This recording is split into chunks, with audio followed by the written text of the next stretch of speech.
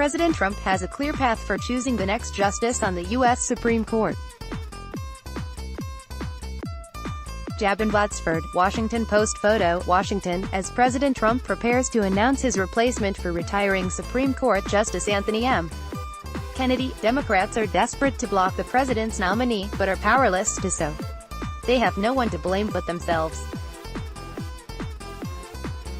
Let's take a moment to recall the sordid 15-year history of Democratic miscalculations that brought them to this point. The Democrats' first mistake was to launch unprecedented filibusters against President George W. Bush's appellate court nominees, starting with his 2001 nomination of Miguel Estrada for the U.S. Court of Appeals for the District of Columbia Circuit. The D.C. Circuit is considered the country's second most important court, having produced more Supreme Court justices than any other federal court. Estrada was a supremely qualified nominee who had the support of a clear majority in the Senate. His confirmation should have been easy. Get editorials, opinion columns, letters to the editor and more in your inbox weekday mornings. Sign up for the opinion newsletter. But Democrats killed his nomination. Why? According to internal strategy memos obtained by the Wall Street Journal, they blocked Estrada at the request of liberal interest groups who said Estrada was especially dangerous because he is Latino, and the White House seems to be grooming him for a Supreme Court appointment. Democrats did not want Republicans to put the first Hispanic on the Supreme Court. Instead, 2 years after his nomination, they made Estrada the first appeals court nominee in history to be successfully filibustered. It was an extraordinary breach of precedent.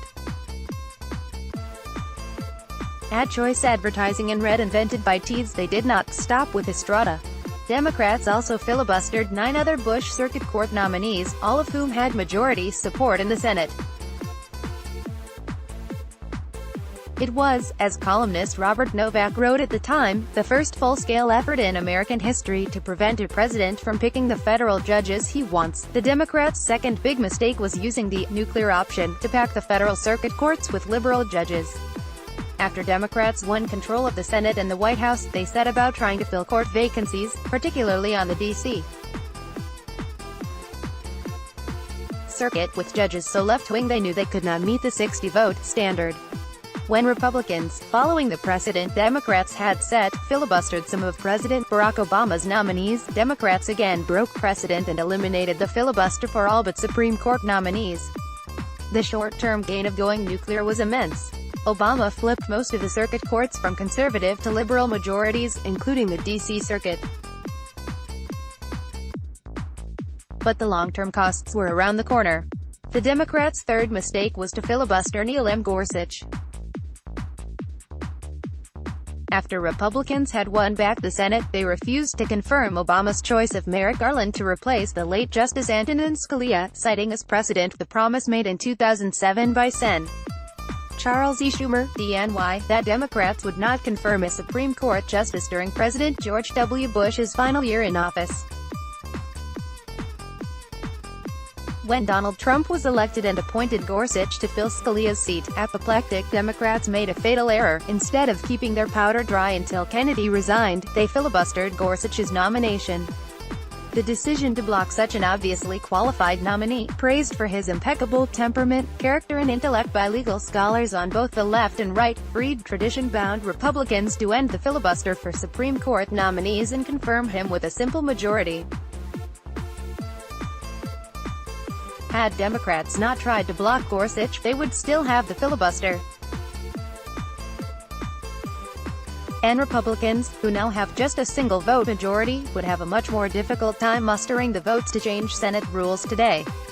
But thanks to Democrats' miscalculations, the GOP doesn't have to. Democrats are accusing Senate Majority Leader Mitch McConnell, our Kentucky, of hypocrisy moving forward with a Supreme Court nominee during an election year. But McConnell never said he would not confirm nominees before midterm elections in the second year of a presidency. 3 sitting justices were confirmed in midterm election years: Elena Kagan, August 2010, Samuel A.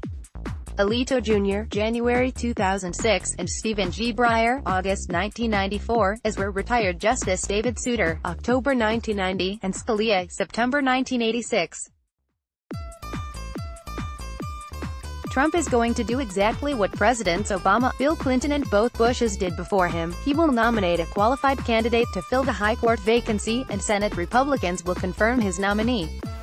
There is nothing the left can do about it. If Democrats are upset, too bad.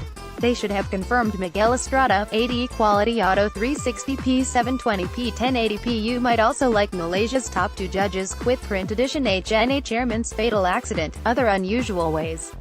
Straits Times air conditioning now finally affordable thanks to newthingstoday.com chiropractors.